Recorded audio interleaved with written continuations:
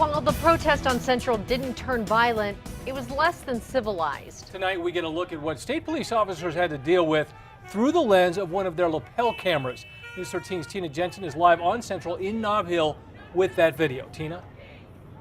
Dean, state police stood here last night protecting the same APD substation that was vandalized during protests back in April, and those state cops took a lot of flack.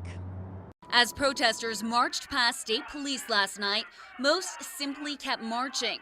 Officers in riot gear stood silently as others were determined to get a reaction out of them.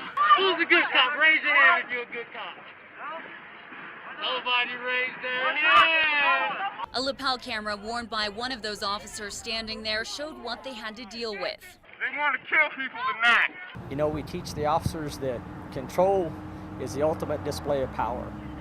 To remain calm, to remain professional. While state police stayed quiet, others spoke up. It was clear throughout the march down Central there were protesters who were also turned off by some of the behavior.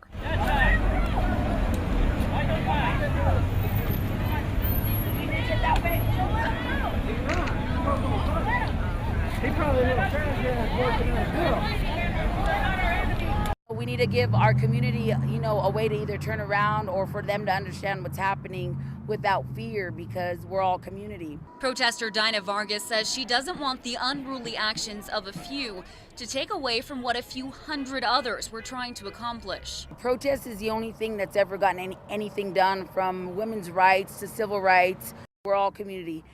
Even if we all don't have the same beliefs, that's okay. This is our city, and we're all neighbors.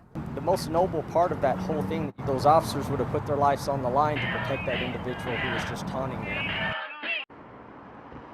Now, unlike those protests back in April, there were no arrests, no damage, and no tear gas.